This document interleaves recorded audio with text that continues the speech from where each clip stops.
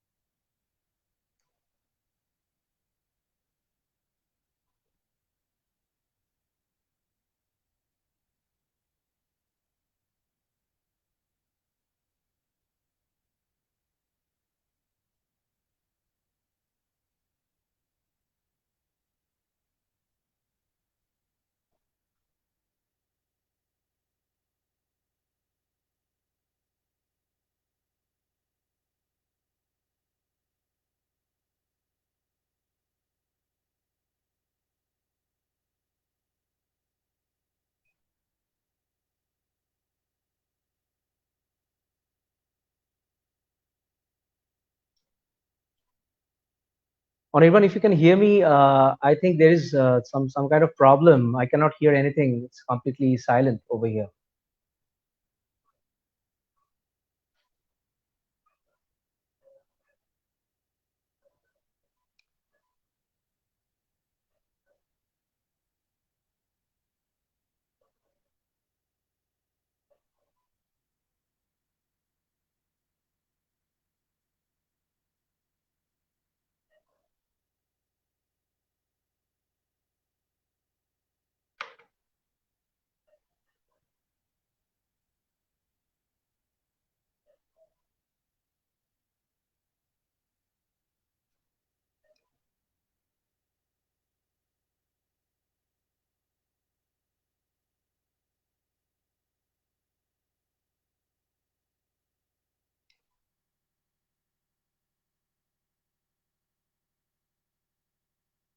So in case you can hear me, I just got a notification from Anirban. I think there's some kind of technical issue which is going on. So they're trying to fix it up. So hope to join in. I think that's something called life, I guess. So it's in a concise manner what we exactly face in daily life. So I'm very sure that this will be fixed soon and we will be able to connect with you virtually again.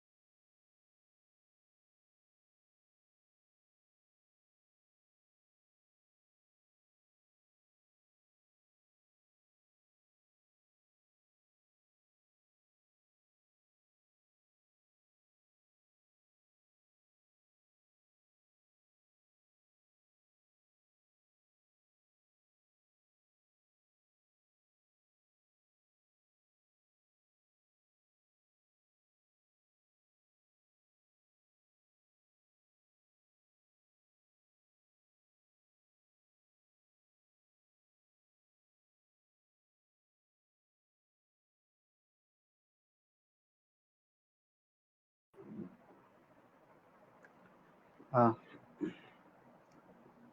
Namaskar. We are back. I'm extremely sorry about the technical glitch. As it happens, Windows 10 happens to be a horrible, horrible, horrible operating system. Uh, if you want to blame someone, please blame Bill Gates, not me. Uh, all right. So, first of all, Dada, namaskar. Welcome to the show. That was not the best of beginnings, but I hope the ending will be better. First of all, hello Anirban. It's pleasure to be in Upaj, and congratulations to your entire team. You're doing a wonderful job, not only as musicians but also, in this way we can connect with each other during this otherwise gloomy situation, right from home, and engage ourselves in a constructive art done. And just what you Right. said, I will just because I always love to think positively. So you remember we were when we first discussed about Upaj, we Right. wanted to make this very unique. So Indeed. I think God already has given us an opportunity, making it Yes, very very unique, unique. because Very something, unique. unearthly happened. And I think in this way, we are already right up there as making it distinct. So I think Yeah. I think we are going to enjoy this. And I'm sure the audience will agree with me. Right, Dada. So let's get to your musical beginnings. How old were you when you started, and what were the first lessons that you were given? Okay. So first of all, my pranam and a lot of love to all the respected audience and well wishers who have joined in today. Honestly speaking, I was born into a music loving family, a family with whom Indian classical music was always a part of their life. Robindra Sangit was a part of their daily life, but education was of topmost priority. Indeed. So my father, Sri Gautam Bhattacharya, he was basically learning Robindra Sangit in his childhood from Srimati Sujitra Mitra. I'm just giving the background in order to make myself clear about it. So that is why there was always this love for Robindra Sangit in my family. My mother, who is a homemaker, she also loved Robindra Sangit. She used to learn Robindra Sangit as well. And my father professionally is an electrical engineer working with emergency essential services in Kolkata. Uh, so Robindra Sangit and Indian classical music was simultaneously, exposed to me. And I initially began learning Robindra Sangit at the age of 3.5 from both my parents, that is father and mother together, at the age of 3.5. So that is when I first initially started music lessons in the format of Robindra Sangit. So your lessons began directly with Tagore songs. Is that I Yeah, get my that? first lessons, obviously, my ears were getting exposed to Indian classical and Rabindra Sangit simultaneously. But the direct lesson was obviously in Tagore songs and Rabindra Sangit at the age of 3.5. That I guess is the story of pretty much every Bengali family, Correct, because correct. this actually also happened with me. I was initiated through a bit of tabla and a bit of Rabindra Sangeet by my father, Sri Jitesh Bhattacharya. That's so nice to So, hear. how did the transition to classical music and eventually sarod happen? So, were you the one to choose the sarod, or like were your parents the ones to decide what happened? So basically, it was combined effort, you can say. That is, there was a conscious effort to train my ears towards Indian classical vocal and instrumental music.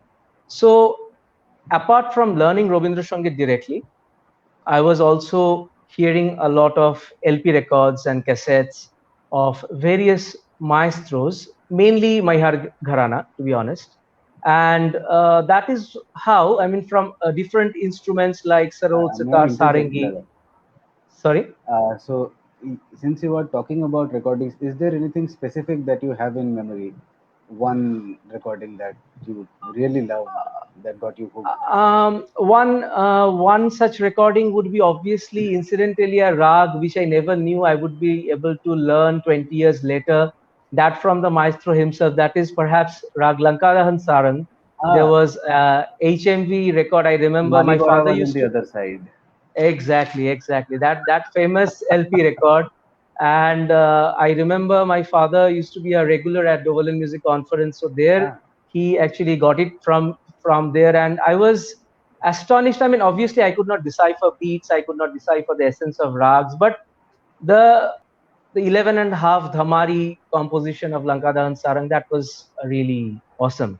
So just hmm. to name one of the LPs, since you asked, so these were the kind of recordings to which I was exposed right from my childhood, and slowly I developed a keen ear, especially towards sarod. The melodic structure of the melodic sound of the instrument, as well as its robust nature, attracted me very much. So then I told my parents that I would love to learn sarod. As you know, that a lot of children, have the knack of learning things right from the childhood, but to actually implement it was something for which I give my parents total credit, and they took me to Professor Ustad Dhyanish Khan, my first guru. So that is how it all started. Right. So, as you were mentioning that your family has always maintained that academics has to be the topmost priority. So, because and also because you play sarod, a Sarodia who had to balance between engineering and music, this one sentence instantly reminds us of Pandit Buddhadev Das Gupta. So, how Absolutely. much of an inspirational figure has he been to you? So I will answer your question in a bit elaborate manner, because Definitely. until and unless I share certain instances of my life, By it the won't way, I be, think you also went to the same college as him. exactly. I did my post graduation from Bengal Engineering and Science University, Shibpur, the same college as Buddha Jetlus. So just in continuation with what I was telling in the first answer, that is, once I started learning from Professor Ustad Dhyanish Khan, it was very unfortunate state of affairs that I could only get him for 3 months. So after his sad demise in October 1991, I incidentally began also on a very nice day, that is the Independence Day, 15th August of 1991. So it was only, I think, maximum 2 months or so. I learned from him. And then I started learning under the tutelage of my present guru, the Khalifa of Maihar Senia Gharana, Ustad Ashish Khan Sahab. And simultaneously, I was also learning from uh, my second guru, my Pishima, the illustrious daughter of Ustad Ali Akbar Khan Sahab, Vidushi, late Vidushi Amina Pereira ji. So this was as far as the musical learning was going on. But since you asked about the academic portion, so I was also being groomed up in South Point School, which you might be knowing is one of the most famous schools of Kolkata and also India, and a school specifically from which a lot of rank holders come in every academic year. So the main objective was to be strong in academics, and as well as carry music all the way around. I mean, it was never like that it has to be pursued as a co-curricular activity, but it should get the 50% of the importance, just like academics. And I'm really grateful to my parents that they taught me the literal meaning of the word compartmentalization. That is, when I'm studying, I'm concentrating only on the academics, and when I am playing music, it should be only on the music.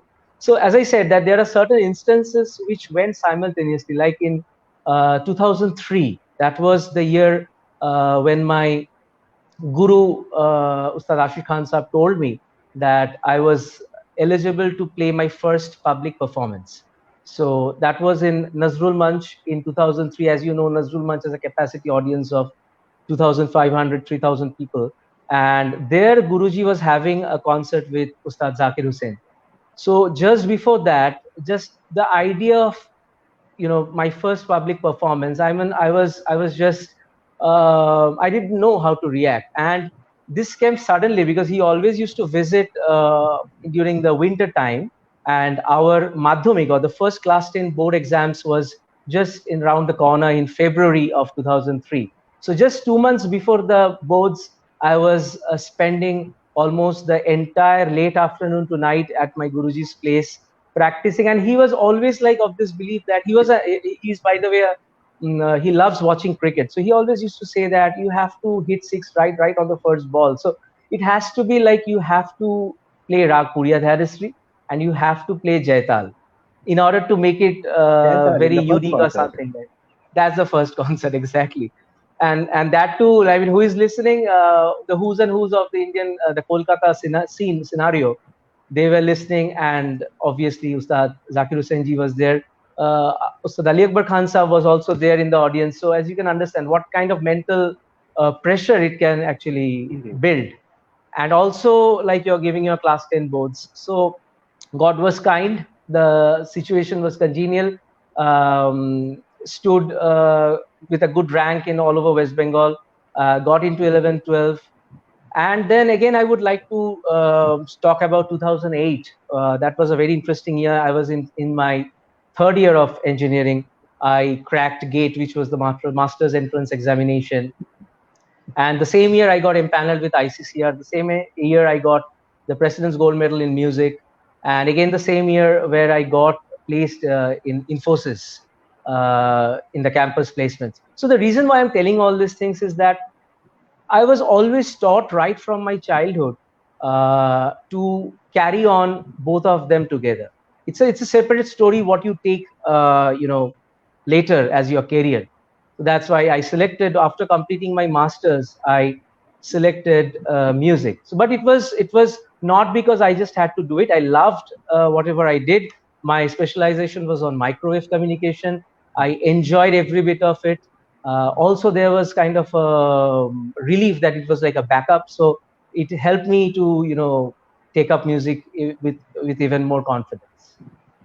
And coming to Buddhajet, obviously, like if there would be someone outside my family and apart from my gurus who played a stellar role in making me take up music as a full-time profession, Buddhajit would be right up there. I mean, not only he encouraged me mentally, but also like just the sheer thought of like he was also in the same campus. He also went through those. Since you're a maths person, you know that just going through the Laplace transformations, the Fourier analysis, and all those Right. things, and then suddenly relating it with Darbari Kanara and those things. I mean, just the sheer idea of the sheer Mhm. magnanimity of these things. I mean, just I was awestruck, and he was one of those persons, and he loved me like anything. He blessed me a lot, and I was one of those persons who got the blessings to perform in his annual conference, Acharya Radhika Mohan Maitri conference, quite a lot of times. It is wonderful. Speaking of which, because there have been quite a few parallels between the life of Dada Guruji and you, it is also quite interesting that both of your music has a lot of math. This is a topic we'll get to later. But right now, I guess let's talk about your instrument itself, the Maihar Sarod. So Right. there are, uh, I mean, this particular instrument has certain features that make it different or make it sound different from the sarod that is heard in maybe the senior Shahjahanpur tradition or the senior Bangas tradition. So what is different about the Maihar sarod, and what was the thinking behind creating that design of the instrument? So the design which Boro Baba Ustad Alauddin Khan Sahab and his brother Ustad Ayat Ali Khan Sahab, they designed, that was the objective was always to parallelly have the sweetness of the sarod as well as the robustness of the sarod. So like similarly, you can relate it to the Maihar Baz, which takes Layakari and your sur all together. So similarly, that was the conscious effort was given in the design. That is why initially the Maihar Sarod was perhaps the longest and the largest in shape and size. And as you know that the neck portion of the Sarod used to have basically 9 pegs, where we used to have the main So yeah, 5 strings as Masa, Pasa, and the there used to be a lower to lower octave sta, which as the pancham, but with course of time that has been omitted. So now we are basically having four pegs on the lower bottom and the four pegs on the upper side of the neck portion. And just because of these 8 pegs, the neck is unusually longer than compared to the other gharanas. So what are the And other four pegs for? so Masa Pasa would be the main four strings, Main and strings, the yeah. other four strings would be the Jor strings or the Jowari strings, we call it. So that is usually, tuned according to the raga which we are playing. So it will be like Ni Re Ga Sa, depending on whether what is the usage of Komal Swar or Shuddh Swar, Ni Re Ga Sa accordingly will be tuned. And obviously, if there is some rag, for example, jog, where there is no re in it, so we are using Komal Gandhar as well as Shuddh Gandhar, Ni Ga Ga Sa, like this kind of combination. And suppose a rag, a pentatonic rag like maybe say Bhupali or Durga, where there is no ni even. So there we are going for dha, this kind of combinations. And the main science behind is basically, to use the overtones, as we know that since it is, if you tune it to the notes which are very important to the raga, it will create the resonance as well. So that essentially it depends on how you tune your instrument, and if it is perfectly tuned, the extra resonance will be there. And a conscious effort has been given to use a metallic brass resonator. So like, as you know, in other gharanas, some gharanas have no resonator. The other gharana has, wooden resonator. We have brass resonator. And as students of science, we also know that any metal has the maximum amount of resonance. So that also helps in the vibration that creates that magic sound of the Mayhar Senya Gharana. Right. That was a very concise explanation. So thank you for that. Uh, let's now move ahead to the training regime that you were subjected to. So you trained Right. under Dhyanesh Khan Sahab, Ashish Khan Sahab, Amina ji. So what was their training method like? So did they actually sit with instrument in hand and show you how to play, or did they just sing out the phrases like it is the custom in Mayhar Gharana? So how did it go? So what I was really lucky to understand as I learned from each of them, where since they were not only mentors, they were performers, they were maestros in their own right. So everybody had a distinct style of their own. So if I start with my first guru, Professor Ustad Dhyanesh Khan, so he was following the conventional methodical structure of like a classroom session. So he would have an unofficial list of students who are belonging to class 1, class 2, and class 3, and so on. And there was a strict curriculum which was followed, a strict structure which was followed. My Guruji, present Guruji, Ustad Ashish Khan Sahab, he was using the method of performance. So he was always like, don't try to remember a rag through its arohan, avarohan. I mean, it's not like that. Okay, so rag yaman. So this is the corresponding pakad, or this is the corresponding cholon of rag yaman. Try to know the rag in a macroscopic way, and try to know those sweet spots of the rag from which you can invite the rag, you can evoke the sentiment of the rag even in 5 seconds. And That is very crucial. he's yeah, it's very crucial. He was a believer of that music, the primary appeal of music is performance. And he was like, suppose in one season, he has planned to play some rag in some tal other than teen tal, other than just the basic rags we play. So he was teaching us that as well. So incidentally, the first rag which I learned was Puriya Dhanistry, in contrary to Bilawal or Yaman, which we normally learn. And the first tal which I learned was Rupa and not Teen Tal. So he was always like bent upon be a performer, since music demands performance, and know the theory side by side. And that is perhaps, it has also helped me in spite of a non-musical background educationally. It has helped me to flourish as a performer.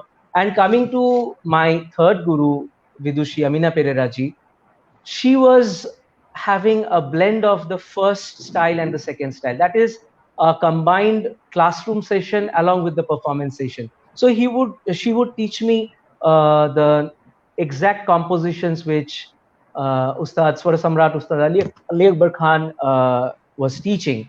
So suppose if I'm learning Rag Puriya Dhanasri from Ustad Ashish Khan Sahab, so Guruma, Pishima that is, she would also teach the style which Ustad Ali Akbar Khan Sahab used to treat the same raga.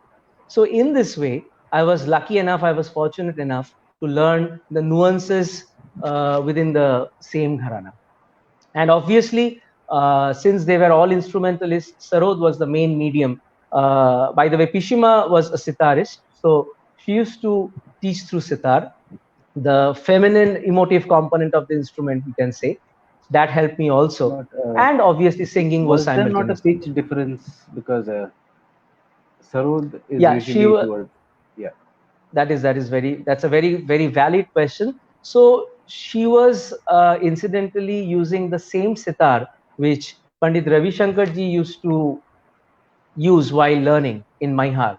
So that was specially designed that could be tuned to C, because he always Ravi Shankar ji always had to play, learn with sarod. Anurag. So that Yeah, sarod, that sitar could also be tuned to C, and that is how she was teaching.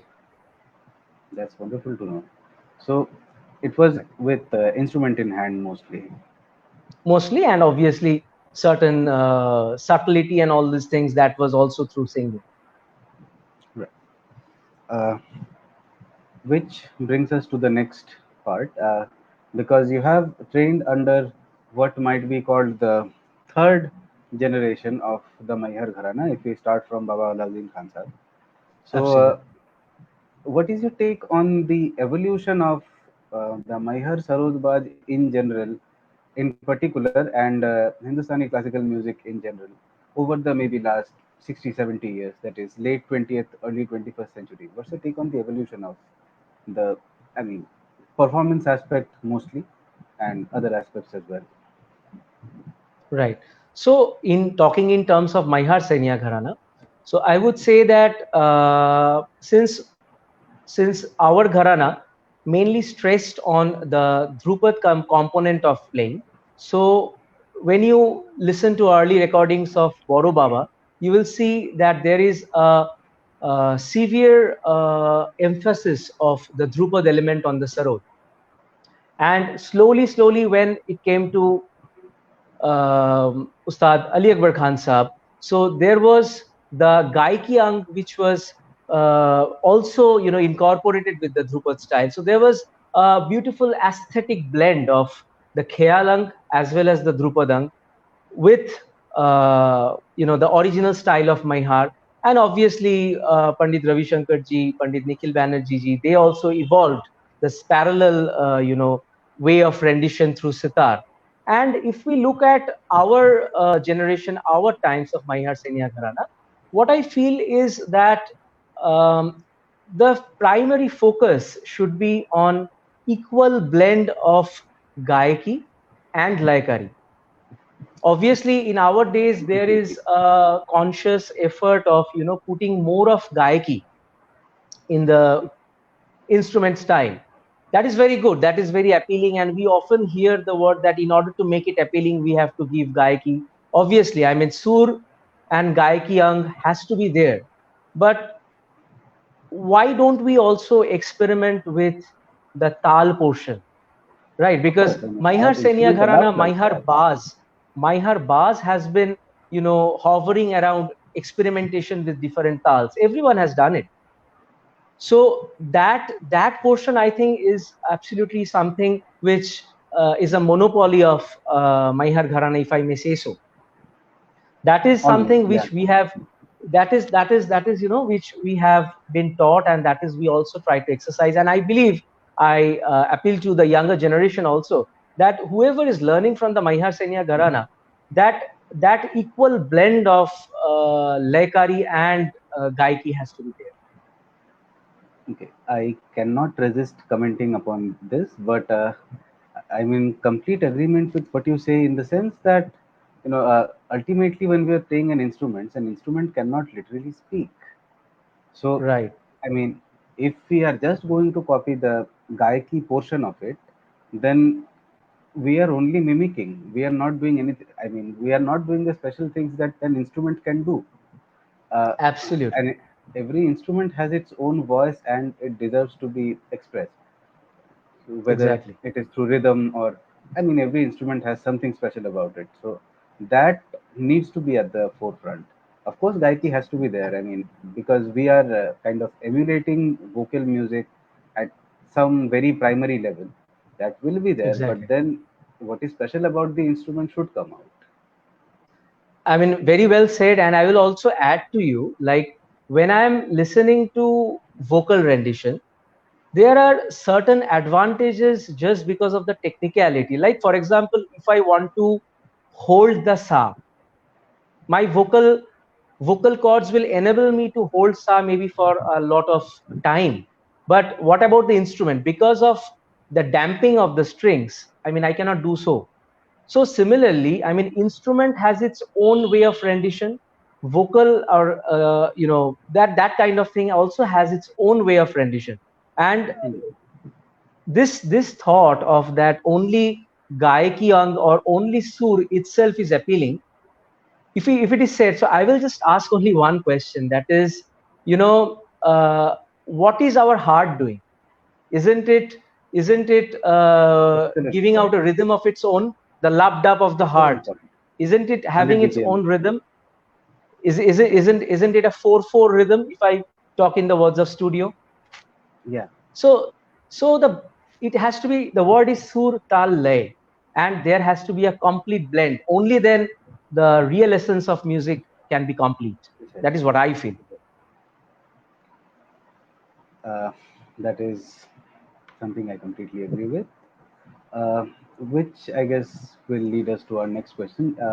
You said in the beginning that your initiation was through Ravindra Sangit. So, as Yes. we know, Rabindranath Tagore, he composed songs in various different styles, in various ragas, in various styles, and this is something I have been very curious about because the phrasing that he has used in his composition, that is something which I personally find quite relevant while playing alap in the same raga. Certain phrases are very, I don't know how to put it, but very much in sync with the elementary nature of the raga, which we can almost directly use. So, what have you Right. felt about that as a student of Ravindra Sangeet and Hindustani classical music? That's a very good question. I will give a view, like when it comes to Indian classical music, I have been always Puritan just because of the way I was initially initiated to my classical music as a family. And then the gurus I have learned, the direct chain of my heart from where I've learned, I've always learned to be absolutely pure as far as Indian classical music, the my heart tradition goes. Similarly, when it comes to Robindra Sangeet or Tagore songs, my family made me conscious. And later on, just to add to this, I have been fortunate again to work with a lot of Robindra Sangeet artists from 2007 till date. So it would be an experience of 14 years. So my initial learning from my parents and my work later on made me very conscious that Robindra Sangeet is itself an independent genre in its own right. Of And course. if we may call it a gharana, it's a Rabindrik gharana. It's a Rabindrik tradition. Indeed. So what I feel is that when I'm trying to play Robindra Sangeet on Sarod, the certain things what we miss is, we try to play it in the way we play a normal bandish or a normal classical gath. But in Robindra Sangeet, we have to understand that obviously, you will find, as you said, that you find a lot of phrases which are relevant, especially if you hear toppa style of Robindra Sangeet. Aji Jhorer Rate. For example, this song, you can relate it to the Alapang just because Kobi Guru himself was trained in the Vishnupur Gharana style. And he experimented a lot on Drupad style of Rabindra Sangeet in his early years, and later on he used his way of thought also. And Rabindra Sangeet, you have to understand, it's basically lyrics oriented. The poem has the main essence.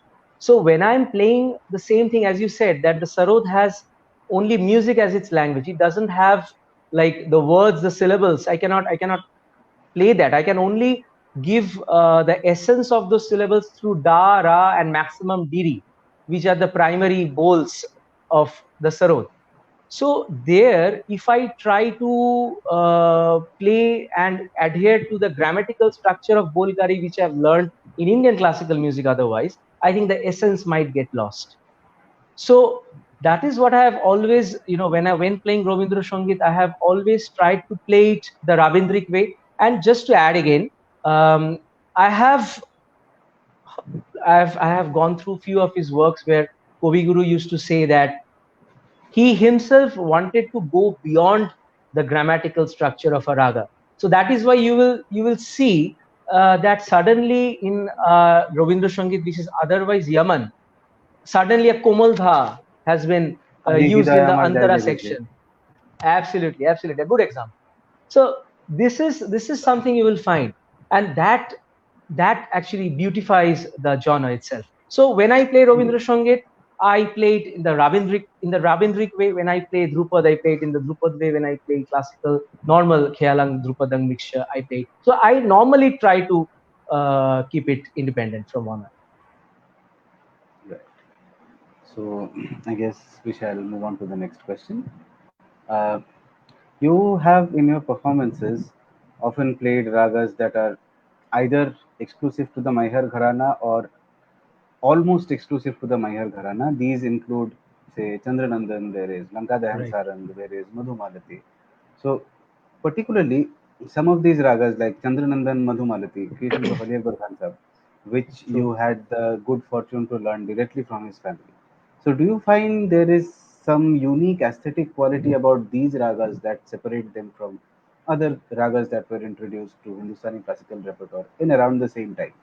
So, I'm talking late 20th century. Yeah. I understand. A beautiful question.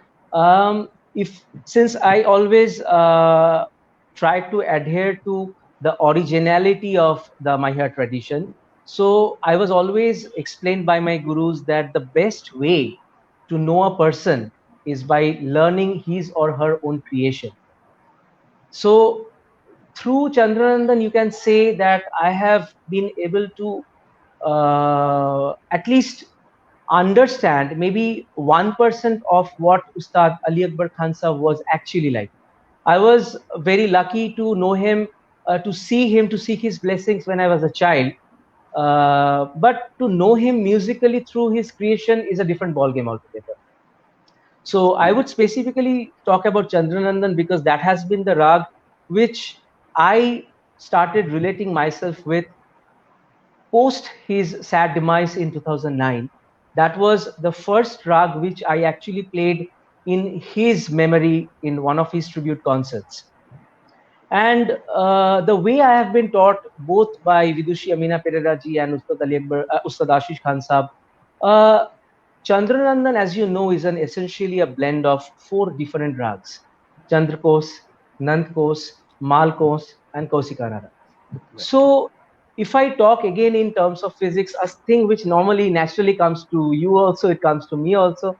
So, like for example, if you're having four elements and if you're trying to, fuse them in different proportions, you end up actually inventing different compounds. Like so, hydrogen and oxygen can give water. It can also give hydrogen peroxide.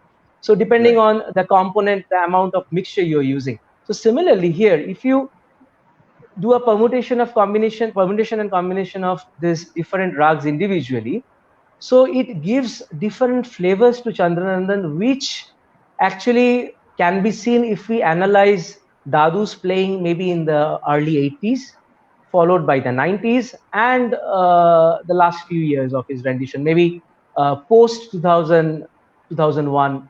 So you will find different versions of Chandranandan. So I have been not only lucky to learn this Chandranandan as a whole, but also different versions of it. So basically, I had the scope to learn, or I had the scope to play four different or five different rags, five different versions of it out of a single rag. So that is why I always enjoy playing this kind of exclusive creations of this Maihar Senia Gharana maestros. At this point, I guess we shall take a look at a video of yours where you have played Lanka Dahan Sarang. It is quite remarkable that you mentioned Lanka Dahan Sarang in the beginning of our conversation. Oh yes, So, this rag was actually, I remember I told Peshima that I mean, can you please, I just requested her, can you please make me learn this rag? So that's how it happened. so this performance has 2.5 beats more than 11.5. It's in Dhamal, right? Right, right, So let's exactly. listen.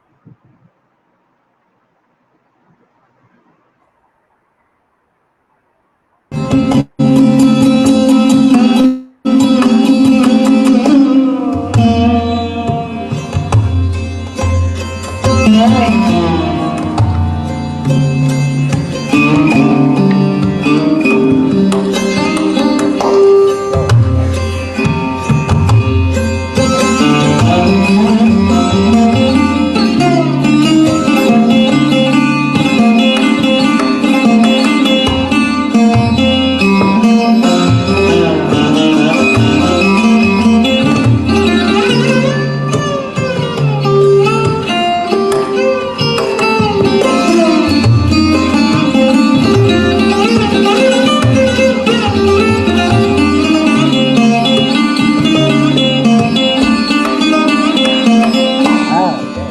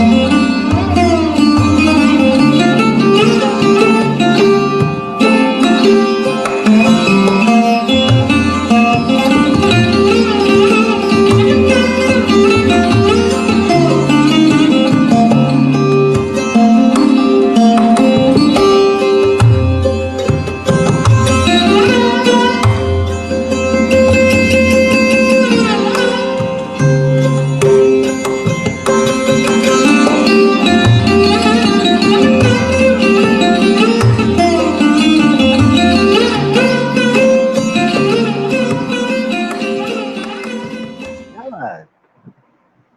Wow. So, Thank you. as I had said in the very beginning, both him and Pandit Buddhadev Das Gupta, both of their music has a lot of math. You just saw. I mean, Dhamar also happens to be one of my favorite tals from personal Yeah, point of because view you're because also experimenting with a lot of tals, I know. That's yeah. good. So nice to hear. Uh, so that brings us to the math aspect of your music. Firstly, I mean, you have played in several tals. Uh, I mean, I think you have recently published a video of you playing some 20 different tals within a Yes, that's true. very short span, right? Uh, Right. so, and other than that, I mean, that video was, I think, between 6 and 20, something like that. So that also Correct. included, and in general, your performances also include tals where the number of matras is not an integer. They are, of Very course, true. called upatals. So so the first question in this regard to you is that how do you keep track of the matras in different tals? Because as we know, not every tal is symmetric. Uh, True. so we cannot treat it in like we would treat maybe teen tal or ek tal or even jhap tal. Even jhap tal has a symmetry around the khali. Not every tal has that. So True. accordingly, do you alter your treatment as per the character of the tal?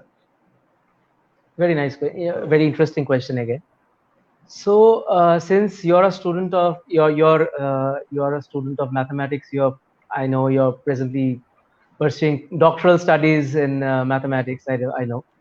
Mathematics was incidentally my favorite subject in school, even in college, and incidentally, Very abstract nice. mathematics was something in which I got record 20 years marks in Shibpur.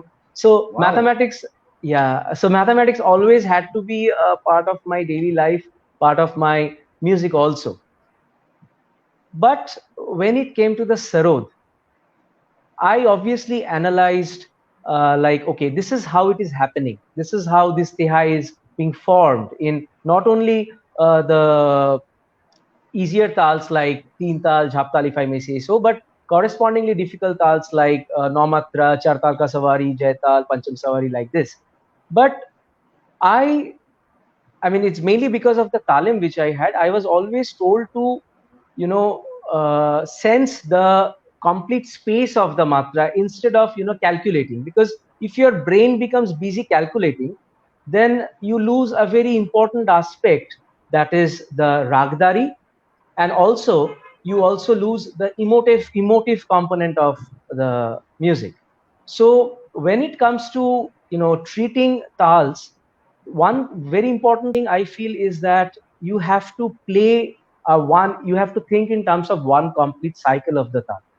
The reason why I'm saying is this so is because suppose if you are playing something like, say, eight and a half, a tal which I play, which obviously has been a tal which is very close to my Harsenia Gharana.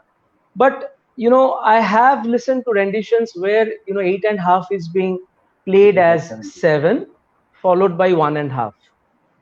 So Right. obviously, like the rhythmic structure of Sarayat which we play, eight and a half, which we play is obviously dhi na dhi na thun na dhi na dhi na. So obviously it is seven and one and a half. But if I play, like if I make the mukam or the mukra portion like a rupak, like seven, and then add those corresponding one and a half matras as the gat, and claim I'm playing eight and a half, that is perhaps not the right approach of playing it. Right. Because then I can similarly play a rupak tihai on seven and add two and a half of the gat and claim I'm playing nine and a half, and add three and a half and play I'm playing ten and a half. I So think I would like to make a small comment here because you said yeah. Rupak. Rupak is 3-2-2, but when we are playing Sade Art in the Theka that you mentioned, that is that 7 is not 3-2-2, that is 2-3-2. So Absolutely, but I'm we are I'm going to have talking to about respect that. Yeah. exactly. I'm talking about that. When I'm playing over a particular. Suppose I'm doing a bistar, I'm doing a tan. So when you are playing eight and a half, well and good. But when it comes to final concluding a particular tan or something like that, so what about the conclusion part? I mean, there is some kind of a tehai which we are using. So even if you're thinking in terms of the tehai, it should be eight and a half as a whole. It should be nine and a half as a whole, and not Mhm. just fit in a rupak tihai and play one and a half over it and then play two and a half. And otherwise you can play any fractional beat over any particular integral value. This is one aspect. Second aspect is understanding, as you said, what is the breakup of one particular tal. For example, again, five and a half, if I speak so the bowl which I'm using for five and a half is tin tin na dhina dhi dhina tin tin na dhin na dhin dhin na. So it is Sure. three and two and a half. I could have also made it four and one and a half, Mm. but True, four and true, one and a true, half is true, something which I would avoid, yeah. because if you multiply four by eight, four by two, it becomes eight. One and a half, if you multiply by two, it becomes three. So eight plus three, it Yes. essentially invites the structure of Chartal Kasavar. Yeah.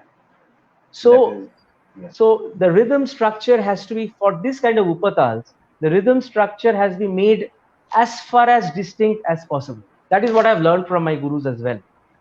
And the last thing which I should also avoid when playing this kind of structure is, for example, Jaital, since you talked about Jaital. I would say I have listened to a few renditions where I would start again a tihai. I'm particularly highlighting tihai because a person with a reasonable knowledge of music and exposure and talim knows how to play about and doing the vistar. But the major challenge which we face how to come back to the God portion. Yeah. That's why I'm targeting the Tihai portion, the finale portion of each Understood. dance. Yeah. So I have seen people who would start a particular 16 matra or a tintal Tihai from the 11th beat of the last cycle, and then go on to the next cycle. So it becomes 16 beats.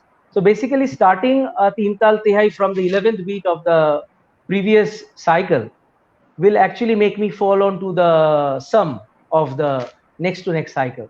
Again, I would perhaps not want that, and I would rather try to play it as extempore as possible, or at least, you know, particularly think about tehais which are essentially 13 beat oriented for any tal. So these are the some of the differences which I would love to play. And obviously, I would also understand again the sweet spot of that particular tal. For example, I will definitely not try to play Jhaptal Jhala, or the finale portion of the instrumental style of rendition. The Jhaptal Jhala, or sometimes I play Arachotal Jhala also. So that particular Jhala style would be completely different from what I play in a Rupak Jhala, or completely different from an Ektal or a Tintal Jhala. So these You are the really some of have the to respect the basic. divisions, right? Exactly, and also the So speed, because certain tals in certain speeds do not. For example, if I'm playing kadhete dhete dha, like if I'm playing something yeah, like in Hamar, it exactly. doesn't it does it sounds like Deep Chandi otherwise. So those things have to be taken care of. So at this point, perhaps we are going to listen to you play Jhala in 5.5 beats. This Okay, was, I think, in Mumbai, Sangeet Mahabharati, right? Sangeet Mahabharata, right? Right.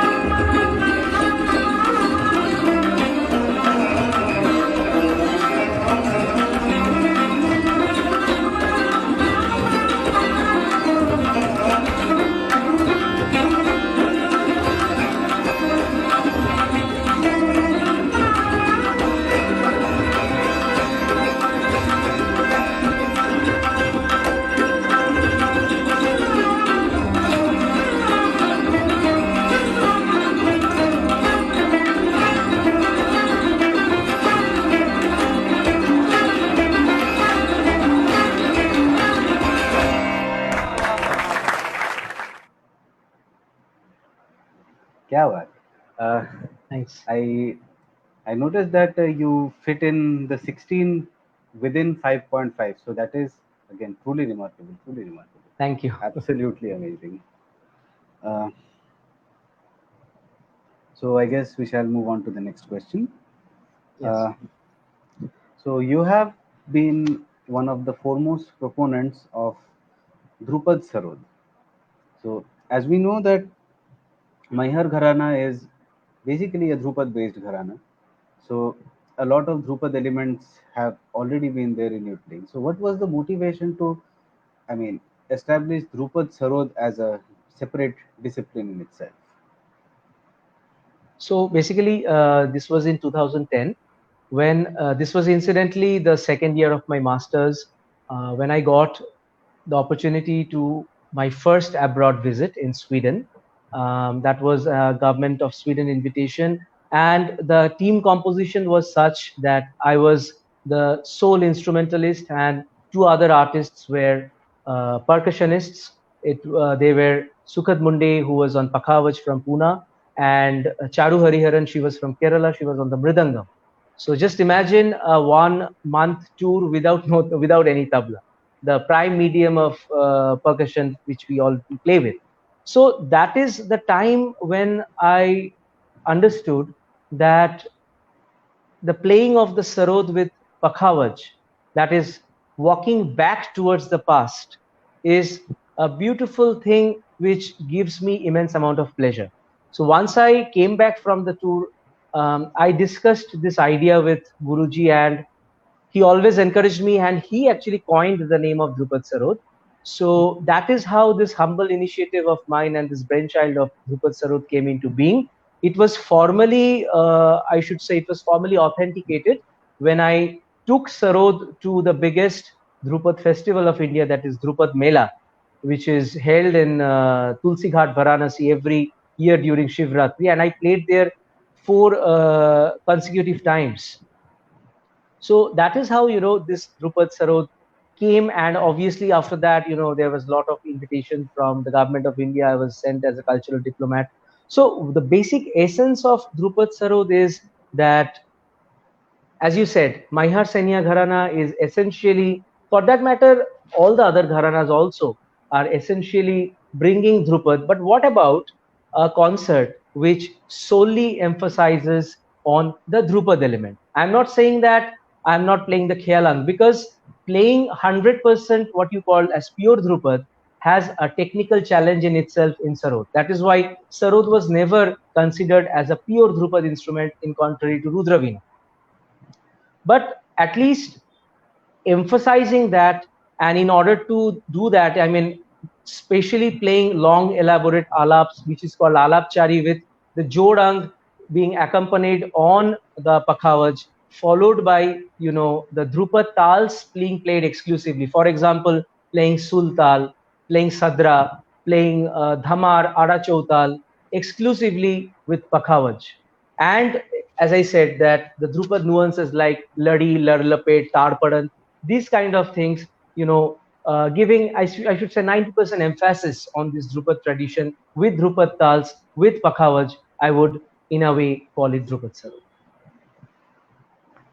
At this point, again, I guess we'll have a demonstration of Tarparan, which you played in Rag Purya Dhanashti. On Pakhavaj, I think it was Sri Nishant Singh. Nishant Singh, yeah.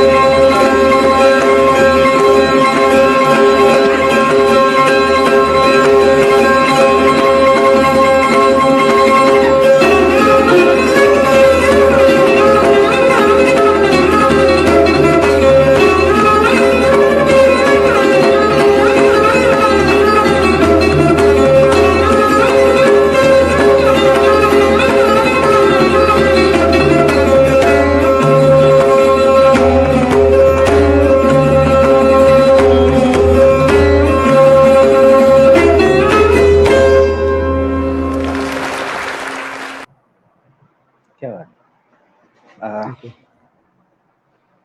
so now you have performed, of course, across several countries, represented India at different levels.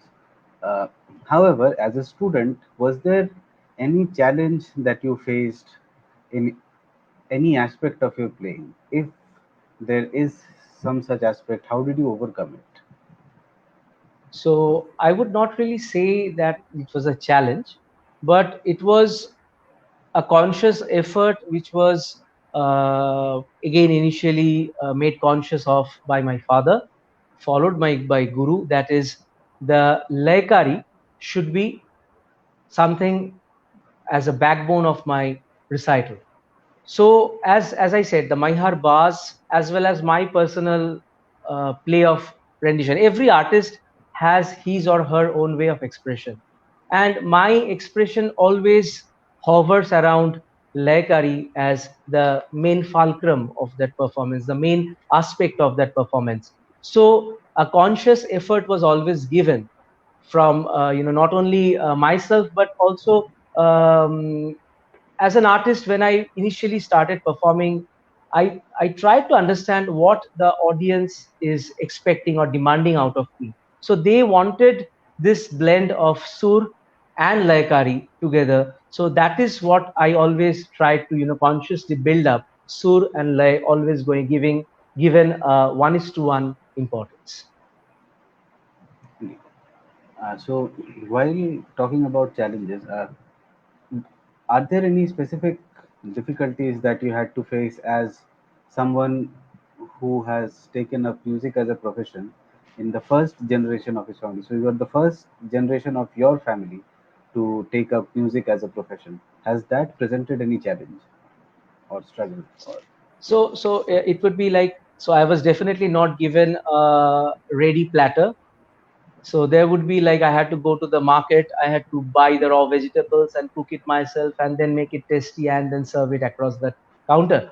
So the first challenge would be that there exists someone called Mr. Debanjan Bhattacharjee. Then he can play the sarod, and then it is up to the audience to decide whether he is playing up to the level or not.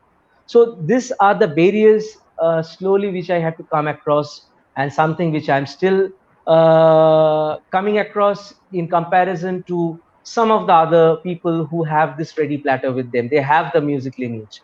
And obviously the second aspect would be belonging to an educational background, a strong educational background, which has honestly nothing to do with music. As you know, that microwave communication has maybe an M in it, but it is 1,000 miles apart from music, right? So in order to not only make myself technically able in terms of performance, but also make me theoretically strong enough to cope up with my performance, that would be the other challenge. So the musical, not having the musical lineage and not having the educational background as music was something which I initially faced as a challenge.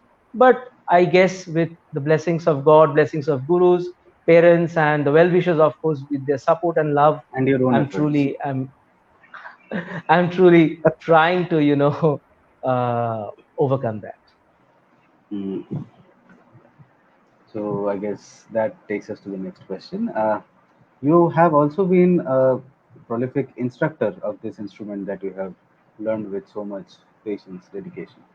Uh, so, what is your approach as a teacher, and how different or similar is it to how you learn? Because, as I mean, we have been living in changing times. Uh, there has been a lot of technology involved. Circumstances have changed societally, financially, in a lot of ways, economically. So, has Right. that affected your approach of teaching That's again a very with nice respect to what question. you have learned? Yeah. Beautiful question. I mean, I think I'm one of those rare persons in the Indian music scene at this moment who used to teach online. I mean, if I talk about the technology part first, so I would be one of those persons who started teaching as early as 2007 in the online mode. It started with Skype, and then it moved on to different platforms. So it was not that I was I had to shift onto the online mode because of the pandemic, but it was something which was, it always suited me. Just because, I never had the intention of uh, bringing out a music academy like that. I wanted the true tradition of Maihar Senia Gharana, the way I have learned it, the same thing to be passed on. That is why even now when I'm teaching people individually. It's not that I'm having batches. So obviously you can understand the amount of time which I give to my beloved students is a lot of time. And obviously I have lesser amount of students just because of the fact that I'm not teaching in batches, but that is something which I enjoy, because I want my students to become performers in their own right. It's up to them whether they take it as their profession, or whether they have it for just a sheer hobby. But it's my rightful moral duty to pass on whatever. And another thing what I most importantly follow is that when I am teaching the original compositions of Maihar Sania Gharana. But when I'm performing, I am performing out of 10 concerts, in 7 concerts, I am performing guts or compositions of my own. Or just because of the fact that that should be my contribution to music. And when I'm grooming up students, I not only try to make them authentic in their style of rendition, but also allow them the particular space in order to innovate, so that they have their own individuality. They can all produce their own tonal quality, their own sound. Right. So, this absence of physical contact, or even what I was referring to, even before the pandemic, the presence of a lot more what is commonly called distractions. So, Right. how have you taught your students to handle that? I mean, of course, you must have had students who are kind of addicted to something like PUBG or something like that. Right, So, right, right. how have you handled that aspect? And also, if you have faced something like this, how do you handle it? I understand. So I have always allowed my students to achieve the kind of thinking where they would appreciate the value of Indian music just above just learning a raga or a tal. It should be in such a way that it should become a part of their daily lives. I mean, the space has to be given to the student so that they love to enjoy playing. If I give them a strict regime, a strict homework, like you have to make me listen to this the next class when I'm sitting with you, the purpose is lost. Because everybody has a lot of metal in them, a lot of talent in them. And especially as Indian students, because largely I have Indian students all over the globe, so they have this Indian culture and music in them. So the best way is to give them the space so that they understand that it gives them the comfort zone. It gives them that soothing balm. And especially, sometimes I feel that until and unless certain things are thrown upon to you, because you talked about this physical contact, it's a brilliant point, I believe, because we are used to the traditional concept, where the guru is sitting in front of the student, and you physically hold the hand and then teach. Yes, I agree, that is very much required. But think about that person who is sitting in Istanbul and trying to learn. I don't have the moral right to deprive him or her of learning just because of the fact he's unable to get in touch with me either in Kolkata or in Istanbul. So that conscious responsibility, that conscious effort has to be given from my side. And in a way, I have been fortunate enough to get students who also had this eagerness to learn. So this online effect, or as you said, that the effect of these crazy games and all these things, in a way have never caused a barrier to. It is wonderful. I mean, most of my students, I tell them, like I certain tell them that like for example, we had this Durga Puja. So I told my students, like, feel free. If you don't want to do riyas, don't do it. Sometimes the best way of getting attracted to something is by avoiding it. if you are continuously going on playing and playing and playing, it can create some kind of monotony. I mean, let's be practical. I mean, let's not be hypocrites and let's say that okay, fine, no, it has to go on and go on. It can create some kind of monotony because life is demanding these days in the 21st century. So Indeed. I told them, I mean, it doesn't matter this portion of the year. It doesn't matter if you're not ready. It doesn't matter if you're. I personally, I was crazy, going pandal hopping and all these things. This has You been the still time are. for the last 10 years.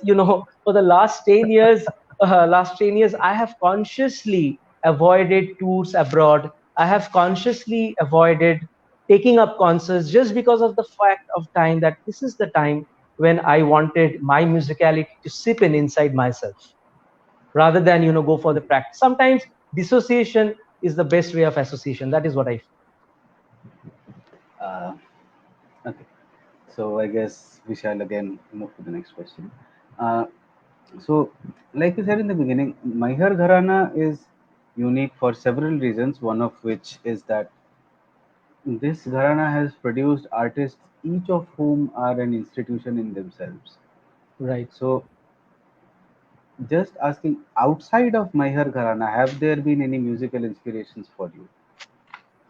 So the first name would come to everybody's mind. That is the percussion wizard Ustad Zakir Hussain ji, because Indeed. as school kids in our general knowledge books, the sheer glamour, the sheer way of presenting Indian culture to the world in such a handsome and smart way used to attract us. So one of the persons who would draw me towards Indian classical music grossly would be Ustad Zakir Hussain ji. Now, when I started learning, so obviously the sheer presence of Pandit Shiv Kumar Sharma ji, the methodical structure which he follows, again in his renditions, the discipline Again, which a he lot of follows in math his in that daily music life. as well. Exactly. So again, he would be one of the persons who would influence me a lot. And obviously Pandit Buddhadev Dasgupta, I told you that he's one of the persons who has actually you know helped me get into music mentally.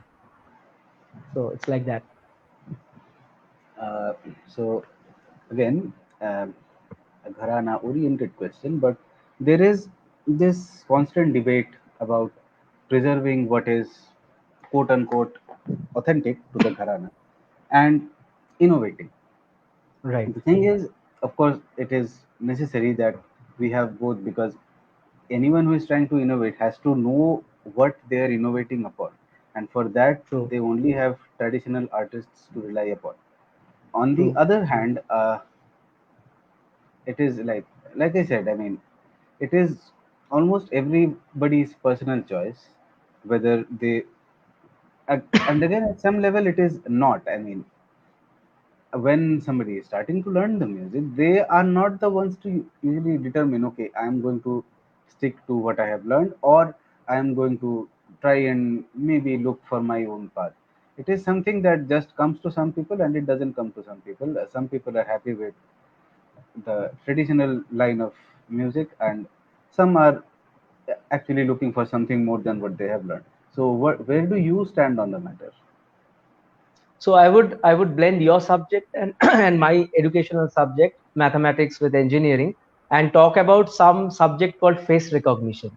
So whenever you are I having think I will, yeah. like you want to unlock your mobile phone or you want to unlock your laptop, you have to either give your fingerprint or your face. Now something which happens with me suddenly, when I wake up and I don't have my specs, my mobile doesn't recognize me. So similarly, when I have my fingerprint a bit dirty and I touch the laptop, it doesn't open. So Gharana is like that face recognition. Gharana is like a fingerprint. I mean, it is like every child wants him or her to be recognized that he or she belongs to a particular family. If that is not there, the essence of Gharana is lost, right? So Indeed. I feel particularly the Gharana word is very important in something as authentic and as chamber music like Indian classical music. Indeed. And this Gharana thing, I particularly believe, is like the flowers of a garden. So Rose has its appeal, tulip has its appeal, sunflower has its appeal. Now, if I'm unnecessarily trying to, in a biochemistry lab, if I'm unnecessarily trying to make a hybrid flower out of all these three flowers, in a bid to do that, I can lose the originality of all these gharanas, and I dare say I can create something called a hodgepodge. So when I am trying to fuse, obviously I agree to your point that the only constant in life is change. So in order to evolve, otherwise, like dinosaurs, Indian classical music will also become extinct. And history has shown that there has been evolution, but evolution around authenticity, evolution around the main structure, in Bengali kathamo, the main structure that cannot be forgotten. From your Correct. face the mobile must unlock, so similarly the gharana has to be there. So whatever I do with my hair, the phone has to recognize my face. Correct. Very good Absolutely. analogy. Excellent analogy. Uh, so your approach to concerts, as in taking concerts or not taking them in some cases, has it changed over the decade or decade and a half that you have been performing? If it has, how and why? So, as I started performing over the years, I have not only listened to myself, but I have been a very keen listener in terms of what the audience expects out of me. So, the first 5 to 6 years have been the time where I have extensively worked with musicians not only from India but abroad, across genres, across instruments. Like I have collaborated with the oud, the gaimbri, the baglama saz, just to name a few. And I think, if I'm not mistaken, I have collaborated over 150 musicians all across the globe. Uh, and I have understood that the kind of immense respect and regard they have for Indian classical music. And slowly, when I have performed, I have understood the audience perhaps enjoys solo concerts out of me, just because of the fact that I try to blend all the different aspects, in contrary to highlighting one particular aspect of Indian music prominently. And that is why I try to give completeness to my concert. And that is why, for the next half of my post 5 years, the first 5 years of my music, I have concentrated on solo concerts, and again something that is what I'm doing till date. Uh, so, Nada, it was absolutely wonderful having you with us here. The Very pleasure was all engaging mine. conversation, great music. So, this is again a standard final question we ask everyone.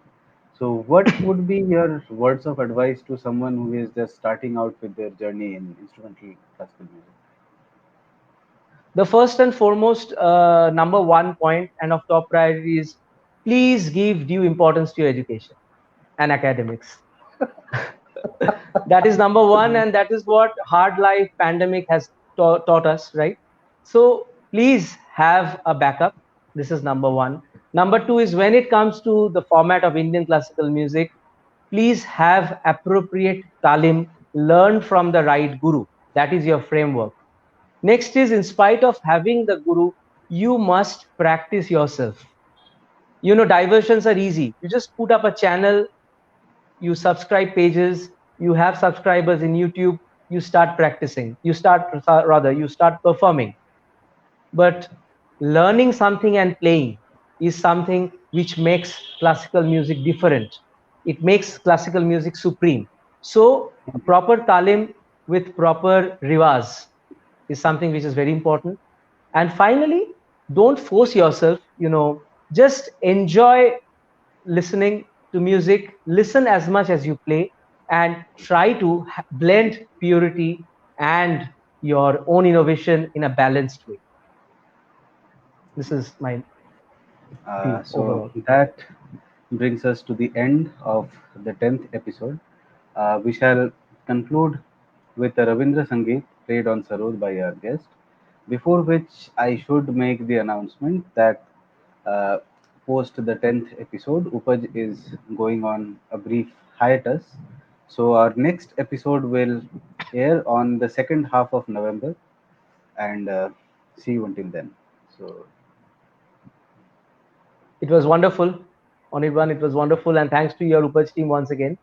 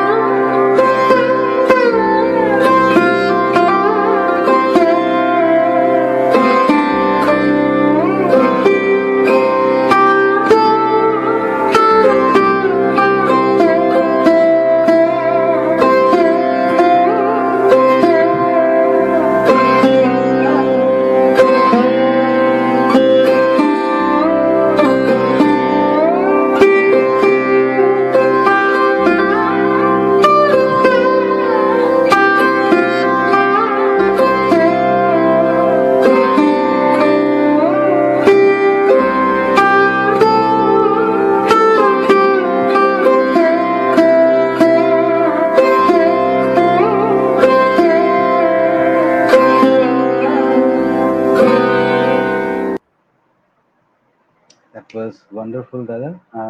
Thank you. Once more, it was an absolute pleasure to have you here. Thank The you so pleasure much was for all agreeing mine, and to once again, take part in this congratulations. interview. Uh, Thank you. Congratulations to the entire Upaj team for Thank doing you so such a much, Dada. wonderful, brilliant show. It was a pleasure for me also.